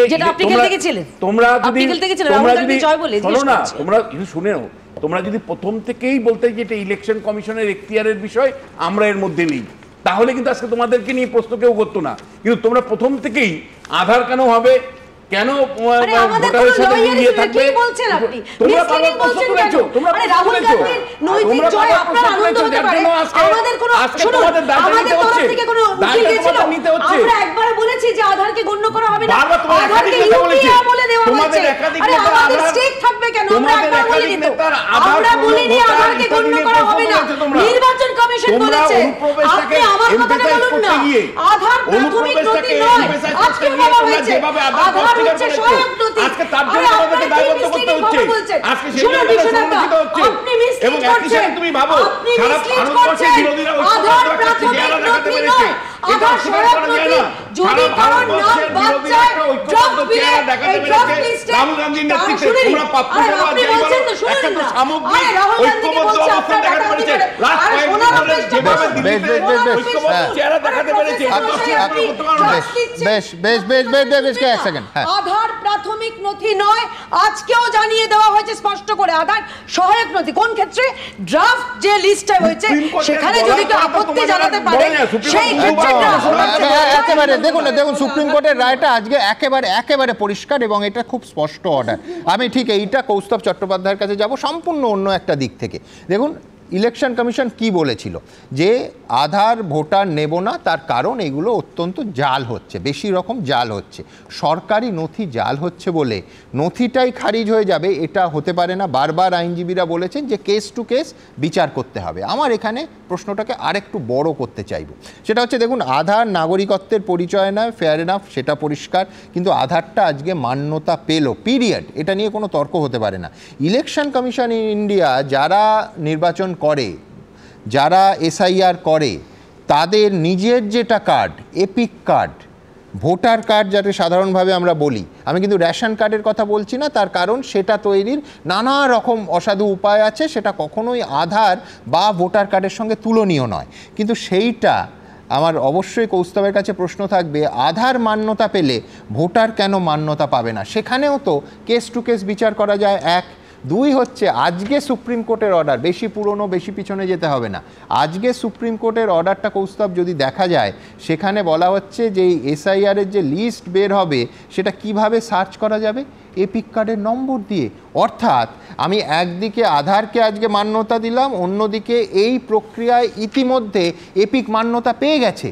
আমার প্রশ্নটা খুব পরিষ্কার, আমি এই প্রশ্ন করতেই পারি, ওই একটা বাংলা প্রবাদ আছে, আমার এই মুহূর্তে ঠিক মনে পড়ছে না, কিন্তু সাতমণি তেল পুড়ে কেন রাধা নাচলো না, এর অর্থও আমি খুব একটা জানি না, যার ফলে আমি সেই দিকে যাব না। কিন্তু এই প্রশ্ন আমার কৌস্তবের কাছে থাকবে একেবারে খুব স্পষ্ট করে, যে আধার যেভাবে মান্যতা পেল, এপিক কার্ড বা ভোটার কার্ড কেন মান্যতা পাবে না? তার কারণ হ্যাঁ জাল হতে পারে, কিন্তু কেস টু কেস তো বিচারও করা যায়। সুমনদা, আমি শুরুতে বলবো যে সাধারণ মানুষের হাতে তো ভোট ছাড়া আর কিছু নেই সুমনদা। একটা ভোট, তার অধিকার ছাড়া তো মোটামুটি সবই গেছে আর কি, পেটে গামছে আর কি সাধারণ অধিকাংশ মানুষের ক্ষেত্রে। তুমি তো ঠিকই বলেছো সুমনদা, বাংলাদেশি সন্দেহ করছি তাই জেনুইন ভোটারদের নাম বাদ দিয়ে দেবো। 2 কোটি না 3 কোটি রোহিঙ্গার গল্প শুনছি আর কি, মানে কেন বলছেন কি বলছেন, আগে মমতা যা বলেছিল এখন শুভেন্দু অধিকারী বলছেন। আমি বলছি বাম আমলেও তো হয়েছিল সুমনদা, তুমি প্রতিদিন বলো SRER হয়েছিল, summary revision of electoral role, চিরকাল হয়, প্রতি বছর হয়, আমরা তো বলছি তার মাধ্যমে বাদ দিতে হবে। অসুবিধা কি আছে? অসুবিধা কি আছে? 28 লাখ নাম বাদ গেল, একটা কোনো চেঁচামেচি হলো না, হইচই হলো না। আজকে একটা বাইনারি, আমি আবার বলছি, বারবার বলছি কথা, একটা বাইনারি তৈরি করার চেষ্টা হচ্ছে, সংখ্যালঘু মানুষকে হিট করা হচ্ছে, যে কোনো সংখ্যালঘু মানুষকে লুঙ্গি পরে মানুষ দেখলেই নাকি রোহিঙ্গা বলে দেওয়া হচ্ছে, পানি নাকি বলা যাবে না, যে পানি সেই নাকি বাংলাদেশি, অথচ পানি শব্দটা এসছে সংস্কৃত থেকে, সব বিজেপিকে কি বোঝাবো।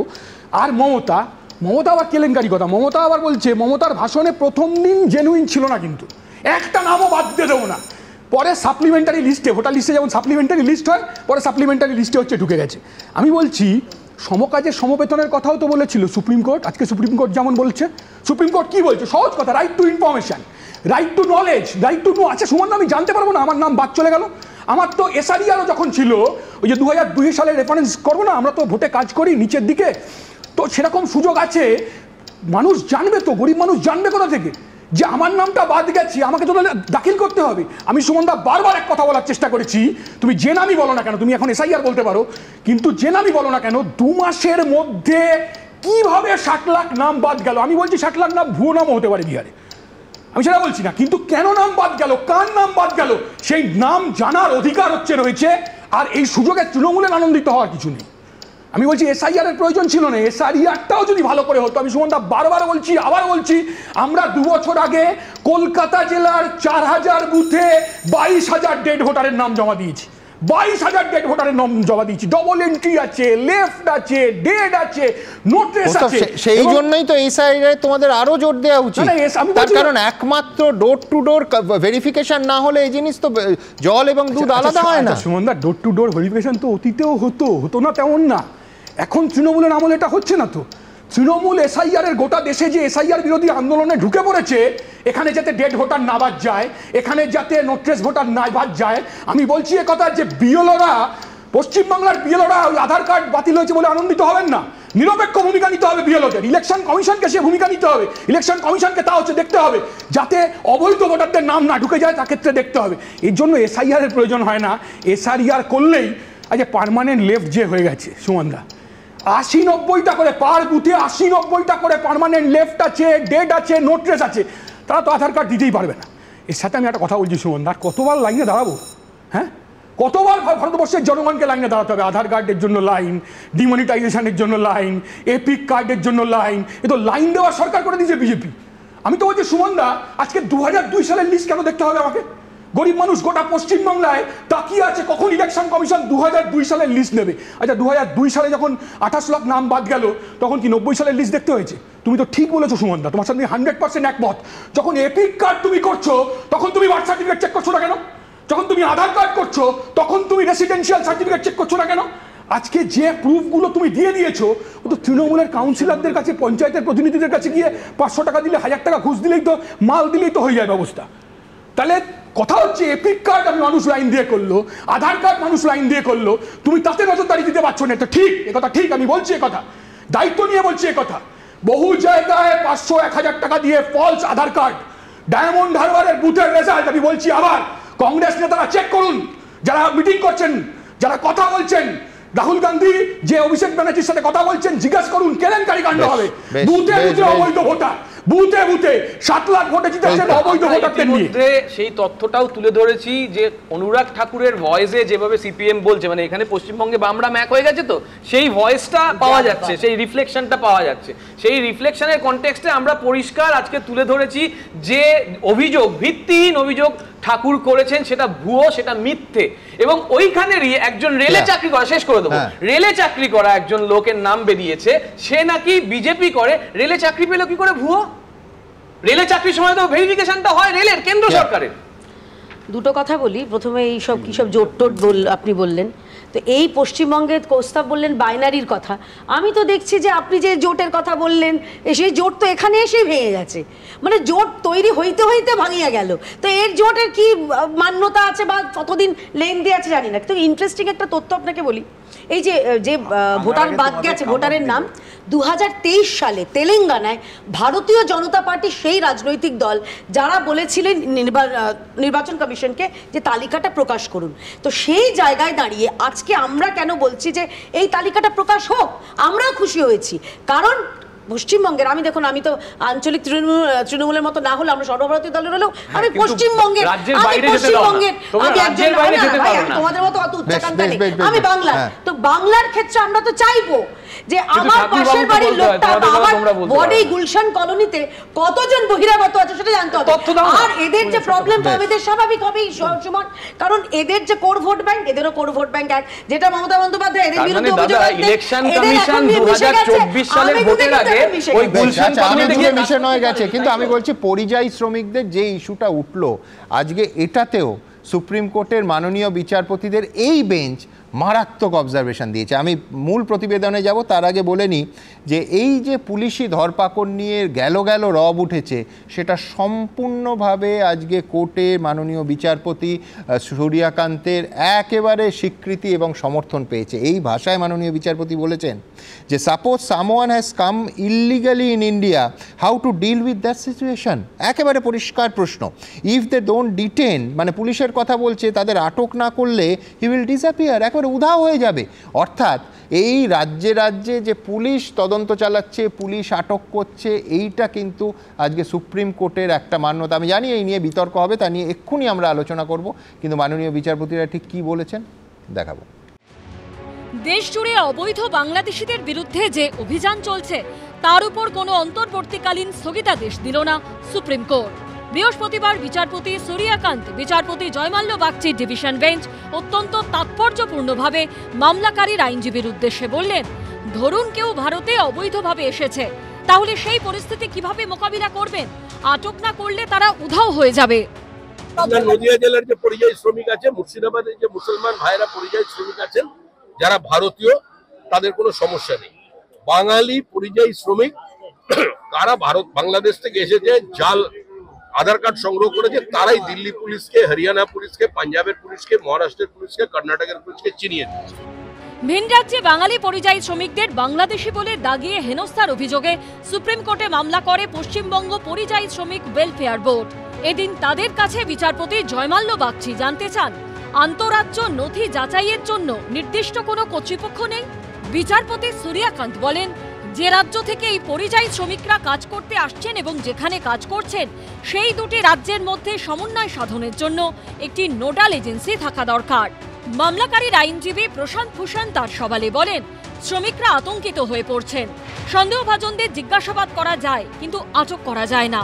তখন বিচারপতি সূর্যকান্ত প্রশ্ন করেন, ধরুন কেউ ভারতে অবৈধভাবে এসেছে, তাহলে সেই পরিস্থিতি কিভাবে মোকাবিলা করবেন? আটক না করলে তারা তো উধাও হয়ে যাবে। এক রাজ্য থেকে কেউ অন্য রাজ্যে কাজে গেলে সংশ্লিষ্ট রাজ্য সরকার এমন কোনো কার্ড ইস্যু করুক যাতে ভিন রাজ্যে ওই ব্যক্তিকে আটক করা হলে তিনি ওই কার্ড দেখাতে পারেন। বাংলা শুনলেই নাকি তাদের খুব খারাপ লাগছে। কি করবেন বলুন তো? দিল্লিতে বাংলায় কথা বলতে বলে ইলেকট্রিসিটি বন্ধ, খাবার বন্ধ। একজন আমাকে জানিয়েছিল বলে তাকে হঠাৎ করে নিয়ে চলে গেল, 10টা থানা ঘোরালো। আমাদের এখান থেকে যারা ট্যালেন্টেড, যাদের স্কিল আছে, তাদের নিয়ে যাওয়া হয় কাজের জন্য। তারা সংখ্যায় 22 লাখ, আর আমার বাংলায় কাজ করে বাইরে 1.5 কোটি পরিযায়ী শ্রমিক। তাদের যদি আমি আশ্রয় দিতে পারি, তাহলে তুমি আমাদের লোকেদের উপর অত্যাচার করবে কেন? কি ভেবেছো মগের বলল? আমি একটা জিনিস দেখেছি যে পরিযায়ী শ্রমিকদের বিপদের সব থেকে বড় কারণ হচ্ছে রাজ্য সরকারের প্রশাসনিকভাবে তাদেরকে সহযোগিতা করছে না। পরিযায়ী শ্রমিকের দুর্দশাকে পশ্চিমবঙ্গের মুখ্যমন্ত্রী মমতা ব্যানার্জি পুঁজি করতে চাইছে, অথচ এটা কিন্তু সমাধান এক্ষুনি করা যায়। 25শে আগস্ট মামলার পরবর্তী শুনানি। সৌভিক মজুমদার, রাজীব চৌধুরী ও প্রদ্যুৎ সরকারের রিপোর্ট, এবিপি আনন্দ। প্রদীপ্ত, আপনি নিশ্চয়ই দেখলেন যে সরকারকে, রাজ্যকে একেবারে স্পষ্ট দায়িত্ব নিতে হবে। কোথায়, আমি বলছি এটা কিন্তু সুপ্রিম কোর্টের কোনো অর্ডার নয়, এটা একেবারে সুপ্রিম কোর্ট প্রকাশ্যে যে পর্যবেক্ষণ, আমি সেখানে বলতে পারি। সেটা হচ্ছে যে এতদিন আমরা রাজ্যের তরফে কি দেখতাম, যে অনুপ্রবেশকারী যদি হয় তাহলে কেন্দ্রের দায়, তার কারণ বর্ডার সামলাচ্ছে বিএসএফ। যদি আধার জাল হয় কেন্দ্রের দায়, আধার কার্ড কেন্দ্র দিয়েছে। ভোটার যদি জাল হয় ভোটার কার্ড, তাহলে অবশ্যই কেন্দ্রের দায়। কিন্তু এইখানে অনুপ্রবেশকারী বা জাল বা পরিচয়পত্র নিয়ে অন্য দেশে যদি কোনো শ্রমিক যায় আর তার কাছে সার্টিফাইড ওয়েস্ট বেঙ্গল পুলিশকে, অর্থাৎ সরকারি সার্টিফিকেট নিয়ে তাকে যেতে হবে, সেখানে তার দায়িত্ব কিন্তু রাজ্যকে নিতে হবে। রাজ্য তো নিয়েছে, এবং সেই কারণেই তোমার দাদা খেয়াল রাখবে যে 2014 সালে যখন ওই কোমরে দড়ি পরানোর ঘটনা ঘটছিল, ভারত সরকার 3টে ডি পলিসি এখানে ব্যবহার করে। একটা হচ্ছে ডিটেকশন, একটা হচ্ছে ডিটারমিনেশন, তারপর হচ্ছে ডিপোর্টেশন। এখানে রাজ্য সরকার ডিপোর্টেশনে যথাযোগ্যভাবে সাহায্য করেছে, কিন্তু ডিটেকশন ডিটারমিনেশনের প্রবলেমটা দেখো। আসামে 25শে মে 14 জনকে ফেরত পাঠিয়ে দেওয়া হলো, আবার সুসুর করে ভেতরে নিয়ে চলে আসতে হলো ভারত সরকারকে, আসাম সরকারকে। বললো প্রমাণ করা যায়নি যে ওরা বিদেশি কিনা ভিনদেশি কিনা। এই জায়গাটাই আমাদের সমস্যা। আজকে তোমরা ইন্টারস্টেট নিয়ে এখানে কথা হচ্ছে, সেই দায়িত্বটাই রাজ্যকে নিতে হবে। রাজ্য তো নিচ্ছে, রাজ্য তো নিচ্ছে না তা নয়। রাজ্য বলছে এর আগে যখন এই রাজ্যে ডাবল দুটো জায়গার ভোটার কার্ড, মুর্শিদাবাদের দুটো অংশের ভোটার কার্ড নিয়ে জঙ্গি ধরা পড়ছে, সেই দায়িত্ব রাজ্য কোথা থেকে কার্ড পেয়েছে আমরা জানি না বলতে পারে। কিন্তু এই যদি আমি বলছি, এটা এখনো পর্যবেক্ষণ, মাননীয় বিচারপতিরা প্রকাশ্যে সাজেশন দিয়েছেন এই মাত্র, কিন্তু এইটা হলে কিন্তু পুলিশ ভেরিফিকেশনের দায়িত্ব পুলিশকে এবং রাজ্য সরকারকে নিতে হবে। যে নিয়েছে ডিপোর্টেশনের লিস্টটা আমাদের স্বরাষ্ট্র মন্ত্রকের ওয়েবসাইট থেকে, পরে অনুপ্রবেশকারী হিসেবে ধরা পড়লে তার জবাবদিহি করতে হবে রাজ্যকে। দিচ্ছে, বারংবার দিচ্ছে। সেটা তো বলছি, ডিপোর্টেশনের লিস্টটা একবার দেখে নাও, সেখানে পুলিশের রোলটা দেখো। লাস্ট কথা বলে দিই, এই যে আসাম, মণিপুর, মেঘালয় রেল স্টেশন থেকে ধরা পড়ছে, 1400 লোককে ফেরত পাঠানোর কথা বলা হচ্ছে। সেখানেও কিন্তু আমি বলছি, প্রদীপ্ত যেটা নিয়ে হই হই করছে সেটা হচ্ছে, বা তৃণমূল যেটা নিয়ে বলছে যে ডিটেন করার অধিকার, সেটাও কিন্তু আজকে একেবারে পরিষ্কার সুপ্রিম কোর্ট বলে দিল বিশ্বনাথ দা, যে ডিটেন করতে পারবে এবং তদন্ত করতে পারবে অন্য রাজ্যের পুলিশ। দেখুন, দুটো পার্ট একদম পরিষ্কার।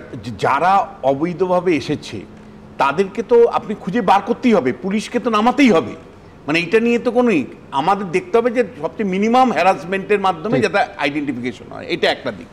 দ্বিতীয় যেটা, সেটা হলো যে রাজ্য থেকে পরিযায়ী শ্রমিকরা যাচ্ছেন সেই রাজ্য সরকারের কিন্তু একটা শংসাপত্র এবং তাদের এক ডেটা ব্যাংক কিন্তু খুব স্পষ্ট থাকতে হবে।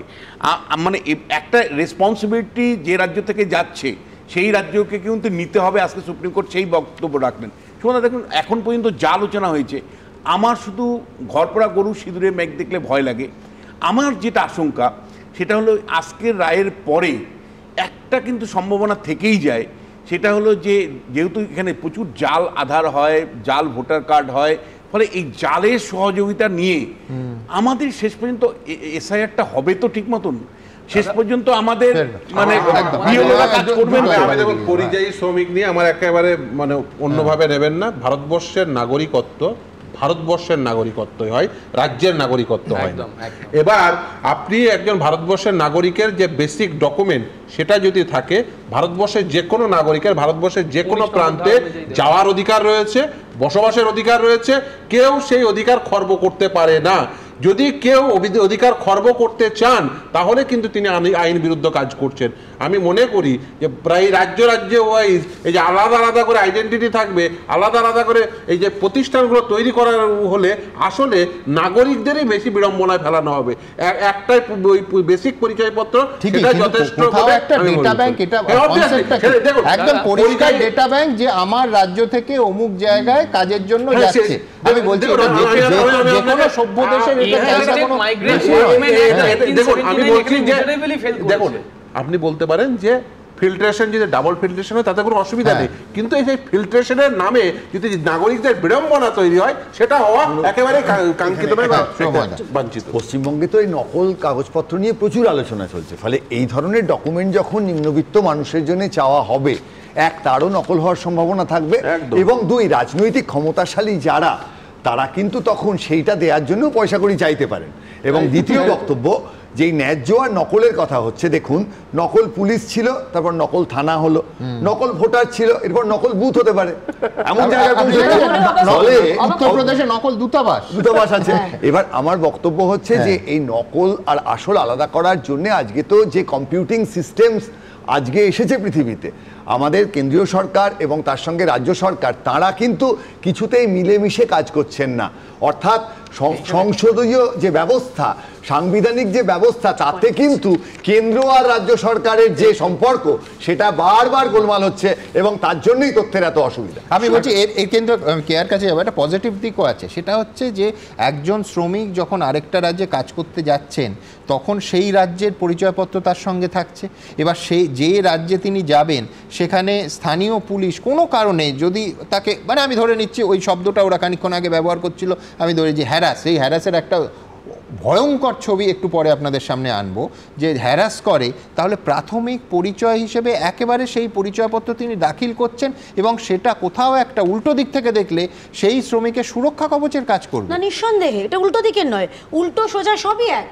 আমরা তো এটা স্বাগত জানাচ্ছি, তার কারণ এটা এরকম যদি কোনো দেওয়া হয় কাউকে এরকম একটা পরিচয়পত্র, সেই শ্রমিক তো একদিকে তিনি তার একটা নিরাপত্তা থাকবে, এবং অন্য দিক থেকে যারা মিথ্যে ফেক খবর করে, এই কিছুদিন আগে যেরকম হলো গুরুগ্রামে পার্থপ্রতিম রায় আপনার চ্যানেলে করলাম, আমরা গতকাল দেখলাম রাজ্যের মাননীয় মুখ্যমন্ত্রী, আজকেও তিনি একটা ভুল তথ্য বলেছেন, মহারাষ্ট্রে একজন পরিযায়ী শ্রমিক, তার নাকি বাঙালি হওয়ার কারণে, পশ্চিমবঙ্গ থেকে যাবার কারণে তাদের কান কেটে নেওয়া হয়েছে। ঘটনাটা কি দাঁড়িয়েছে সেটা হচ্ছে তার যে যার কাছে কাজ করছিলেন সেইখানে তার যে কর্তৃপক্ষ, সে অত্যন্ত অন্যায় কাজ করেছে, সে নিজের বকেয়া পাওনা টাকাটা চেয়েছিল বলে তার কান কেটে নিয়েছে, সেটা ক্রিমিনাল অফেন্স। কিন্তু তার সঙ্গে বাঙালি বাংলার না না না, তার নামই রাহুল সিং। রাহুল সিং বাংলায় থাকতে পারে না? বাঙালি আমরা তো স্যালাড বলে প্রজে থাকি দিদি, আমরা তো বাংলাদেশ সমান না, কেউ বাংলা পক্ষ কালো কথা পিয়ারিকে নিয়ে চলতে পারে, অসুবিধা নেই, আমাদের বাংলা সবাইকে নিয়ে চলি। রবীন্দ্রনাথ ঠাকুর পাঞ্জাবি থেকে শুরু করে বাংলায় এসেছেন, নয়ডায় নাকি কোন বাঙালিকে তাকে হোটেল দেওয়ায়নি, এত মিথ্যাচার, খোঁজ নিয়ে দেখুন, নিশ্চয়ই অন্য কোনো কারণ। তাহলে সুপ্রিম কোর্টে এমনি এমনি কেসটা নেওয়া চলছে তো, এমনি এমনি কেস চলছে তো, আমি যাব পরের প্রতিবেদনে যাব, তার আগে ক্রিয়াদি ঠিক বুঝেছি। আমি বলছি 2011 সালের পর থেকে সেন্সাসটা হলে কিন্তু অনেক সমস্যার সমাধান করতে হওয়া যেত, সেইটা করা হলো না। দ্বিতীয় কথা সম্বন্ধে আমি একটা কথা বলবো, যে ফিরদৌসদা বলেছে কথাটা, আচ্ছা ধরো গড়িয়ার মোড়ে একজন নন বেঙ্গলি ফুচকাওয়ালা, তাকে বাংলা পক্ষ থেকে যখন পেটাচ্ছি যে কেন তুমি ফুচকা বিক্রি করছো এখানে, তখন এটা আমাদের খেয়াল থাকছে তো যে অনেক বাঙালি পশ্চিমবাংলায় কাজ নেই, চাকরির সুযোগ নেই, অনেক বাঙালি বাইরে যায়। এরকম ঘটনা কিন্তু ঘটেছে আগে অতীতে, আসামে হয়েছে, মহারাষ্ট্রে হয়েছে, এটা মারাত্মক ঘটনা। থার্ড আমার যেটা কথা, এবং আবার বলছি এটা গ্যাংরিনের মতো ছড়ায় এই ধরনের প্রাদেশিকতা। ইমিগ্রেন্ট আইনটা খুব জরুরি। কার্ড থাকতে হবে, যে রাজ্যে কার্ড করতে যাচ্ছে তার ভূমিকা থাকতে হবে। আমি শুরুতেই যে কথা বলেছি যে আমাদের কিন্তু ভোট দেওয়া ছাড়া গরিব মানুষের কিছু নেই। প্যান্ডেমিকের সময় ইতিমধ্যে একটা পার্লামেন্টে তথ্য দিল, সেই তথ্যে দেখা যাচ্ছে রিসিভিং এন্ডে ওয়েস্ট বেঙ্গল কতটা এগিয়ে, সেন্ডিং এন্ডে কতটা কম। আমি এখান থেকে একেবারে পরিষ্কার, আমি বলছি পরিষ্কার এক ব্যক্তির ঘটনা আপনাদের সামনে রাখবো। আমি বলছি ধরে নিন এই ব্যক্তির জায়গায় কয়েক ঘন্টার জন্য আমাদের কাউকে বা আপনারা যারা দেখছেন তাদের কাউকে এই পরিস্থিতিতে পড়তে হলো। কল্পনা করুন কি ভয়াবহ পরিস্থিতির মধ্যে দুটো মাস এক ভদ্রলোককে কাটাতে হয়েছে। কি তার ঘটনা, যে এই রাজ্য থেকে রাজস্থানে কাজ করতে গেছিলেন। কেন গেছিলেন আমরা সবাই কারণটা জানি, যে এখানে মজুরি কম, বাইরের বহু রাজ্যে মজুরি বেশি। মালদা শ্রমিক, তারপর রাজস্থানে তাকে গ্রেফতার করা হলো, শটান জেলে নিয়ে যাওয়া হলো, বিএসএফের হাতে তুলে দেওয়া হলো বাংলাদেশি বলে। তিনি কি সত্যি বাংলাদেশি? ঠিক এই জায়গায় এই ট্র্যাজেডিটার সমস্ত সূত্রটা লুকিয়ে আছে। বিএসএফ তাকে বাংলাদেশে পাঠিয়ে দিল। তারপর মালদায় তার পরিবারের মানুষ যারা প্রত্যেকে ভারতীয় নাগরিক, আমার আপনার মতো নাগরিক, এবং সেই মালদা শ্রমিক যিনি আমার আপনার মতোই ভারতীয় নাগরিক, যাকে ধাক্কা দিয়ে প্রায় জোর করে বাংলাদেশে পাঠিয়ে দেওয়া হয়েছে, সেইখানে তার পরিবার হাইকোর্টে গেল, হেভিয়াস কর্পাসে মামলা হলো, হাইকোর্ট আদেশ দিল তাকে হাজির করো আগে। বিএসএফ তখন আবার বাংলাদেশে যোগাযোগ করলো। এরকম 7টা ঘটনা একদিন আপনাদের সামনে রেখেছিলাম। এটা আমার কাছে ডিটেলস আছে, 8ম ঘটনা প্রায়, আরও বেশি, অনেক বেশি হয়তো, কিন্তু সংবাদ মাধ্যমে, কলকাতার সংবাদ মাধ্যম অবধি যেখানে এসছে, বাংলাদেশ সেখান থেকে বাংলাদেশের সঙ্গে যোগাযোগ করে বিএসএফ তাকে ফেরত আনলো। এখান থেকে মালদা থেকে কাজ করতে গেছিলেন 19শে জুন। তারপর প্রায় 2 মাস কি অকারণে অমানুষিক অত্যাচারের মধ্যে কাটাতে হলো এই ভদ্রলোককে, যাকে শেষ পর্যন্ত বাংলাদেশ ফিরিয়ে দিল। এবং সৌভাগ্যের বিষয়, আজকে কলকাতা হাইকোর্টের নির্দেশে তাকে কলকাতা হাইকোর্টে অবশেষে তিনি হাজির হতে পারলেন। আজকে পরিবারের সঙ্গে তিনি মিলিত হলেন। আমি বলছি এই ট্র্যাজেডি, তার এই যন্ত্রণার জবাবদিহি কে করবে? পরের প্রতিবেদন। অনেক অত্যাচার করেছে, অনেক আমাকে মেরেছে, আমাকে বাংলাদেশি বলে অনেক অত্যাচার করেছে। ভিন রাজ্যে কাজে গেছিলেন, সেখানে যে এরকম অভিজ্ঞতার মুখোমুখি হতে হবে দুঃস্বপ্নেও কল্পনা করতে পারেননি মালদার কালিয়াচকের আমির শেখ। তার অভিযোগ, বাংলাদেশের সন্দেহে রাজস্থানে তাকে গ্রেপ্তার করে পুলিশ, তারপর বাংলাদেশি বলে দাগিয়ে বাংলাদেশে পুশব্যাক করা হয়। অবশেষে কলকাতা হাইকোর্টের নির্দেশে বসিরহাটের গোজাডাঙ্গা সীমান্ত দিয়ে বাংলাদেশ থেকে দেশে ফিরলেন কালিয়াচকের যুবক। 2.5 মাস আগে রাজস্থানের ঠিকা শ্রমিক হিসাবে কালিয়াচকের বাসিন্দা আমির শেখ কাজ করতে গিয়েছিল। তার যেটা অভিযোগ, যে এরপরই রাজস্থানে তাকে পাকড়াও হতে হয় পুলিশের হাতে এবং বেশ কয়েক মাস জেল খাটতে হয়, এবং তারপর বাংলাদেশি হিসাবে তাকে দেখা হচ্ছিল এবং তাকে বিএসএফের হাতে তুলে দেওয়া হয়, তাকে পুশব্যাক করা হয় বাংলাদেশে। আমি গিয়েছিলাম এখানে 3 মাস আগে, আমি রাজস্থান গিয়েছিলাম। আমাকে থানা নিয়ে গেল, আগে ধরে থানা নিয়ে গেল। থানা নিয়ে যাওয়ার পর আমাকে বলছে ডকুমেন্টস দেখা, দলিল থেকে নিয়ে শুরু করে A to Z মাঙা। আমি সব কিছু মাঙিয়েছিলাম। আমার বাবাকে কল দিলাম, জন্ম সার্টিফিকেট দেখিয়েছি, দেখানোর পরও আমাকে মানেনি। তারপর আমাকে জেলে দিয়ে দেয়। 19শে জুন কালিয়াচকের জামালপুরের বাসিন্দা আমির শেখ কাজের সন্ধানে রাজস্থানে যান। তার অভিযোগ, 22শে জুলাই পর্যন্ত রাজস্থানে জেলে রাখা হয়, 23শে জুলাই বাংলাদেশে পাঠিয়ে দেওয়া হয়। 5ই আগস্ট আমির শেখের পরিবার জানতে পারেন তিনি বাংলাদেশে রয়েছেন। 7ই আগস্ট হাইকোর্টে মামলা হয়। হাইকোর্ট নির্দেশ দেয় পরিবারের কাছে ফিরিয়ে দিতে হবে আমির শেখকে। এরপরে 12ই আগস্ট দেশে ফেরানো হয়। বৃহস্পতিবার পশ্চিমবঙ্গ পুলিশের হাতে তুলে দেওয়া হয় আমির শেখকে। রাজস্থানে জেল খাটলাম 2 মাস। 2 মাস পর আমাকে আবার কুচব্যাক করে দেয়। আমি ইন্ডিয়ার বাসিন্দি বলেছি, তা ওরা জবরদস্তি লিখেছে না এর বাংলাদেশি। আমাকে দিল বেসের হাতে তুলে, আমাকে রাত 1টার সময় আমাকে গেট খুললো। গেট খুলে আমাকে বললো এই সিজা রাস্তা আছে, চলে যা, ডান দিকে জেলে গুলি খাবি, বাম দিকে জেলে গুলি খাবি। এই ভয়ঙ্কর ঘটনা নিয়ে শুরু হয়েছে রাজনৈতিক চাপানোতর। পরিযায়ী শ্রমিকদের আটক করা যায়, সন্দেহ করে, তার জন্য ডিউ প্রসেস অফ ল আছে। পুলিশ কি হামলা করতে পারে, মারতে পারে, মাথা ভাঙতে পারে, পা ভাঙতে পারে, কোন আইনে বলেছে? তারপরে ধরে যারা পরিযায়ী শ্রমিক আছে তাদেরকে ধরে ধরে তুলে নিয়ে গিয়ে ওখানে ভর্তি ঢুকিয়ে দেওয়া হয়েছে। তার কাছে যখন ডিপোর্ট করা হয়েছে তিনি যে রেলেভেন্ট ডকুমেন্টস দেখাতে পারেননি। বৈধ ভোটার ভারতবর্ষের বা পশ্চিমবঙ্গের হিন্দু, মুসলিম, খ্রিস্টান যে কেউ হোক, তাদেরকে কেউ টাচ করবে না। ভিন রাজ্যে বাঙালি পরিযায়ীদের একাংশকে হেনস্থার অভিযোগ বারবার সামনে আসছে, আর তাকে হাতিয়ার করে চড়ছে রাজনীতির পারো। আবিদ দত্ত, অভিজিৎ চৌধুরী ও সমীরণ পালের রিপোর্ট, এবিপি আনন্দ। আজকে সুপ্রিম কোর্টে যা হলো তা নিয়ে আপনারা কি ভাবছেন? আপনারা জানেন আমাদের ভেরিফাইড এক্স অ্যাকাউন্ট সঙ্গে সুমন @IAM সুমন। প্রচুর মন্তব্য, দ্রুত একটা মন্তব্য নিয়ে নেব। শর্মিষ্ঠা দত্ত লিখছেন, সব কার্ড জাল করা যায়, তাই বৈধ নথি হিসেবে যাকেই গ্রহণ করা হোক তাতে কিছু না কিছু জল মিশবেই। ভূপতি নস্কর লিখছেন, ভুয়োরা যাতে গলে না যায় তার জন্য কেন্দ্র ও রাজ্যকে একজোট হয়ে কাজ করতে হবে। আশরাফ মির্জা লিখছেন, ভোটার কার্ড, আধার, রেশন, প্যান যদি মান্য না হয় তাহলে এর ভিত্তিতে এতদিন কেন সরকারি প্রকল্পের সুবিধা দেওয়া হলো? দেবব্রত ঘোষ লিখছেন, শীর্ষ আদালতের রায়, কমিশন ও রাজ্যের দ্বৈরথ আশা করি এবার স্থগিত হবে। সুভাষ ঘোষ লিখছেন, আধার মান্যতা পাওয়ায় বিরোধীদের ক্ষোভ অনেকটাই প্রশমিত হবে।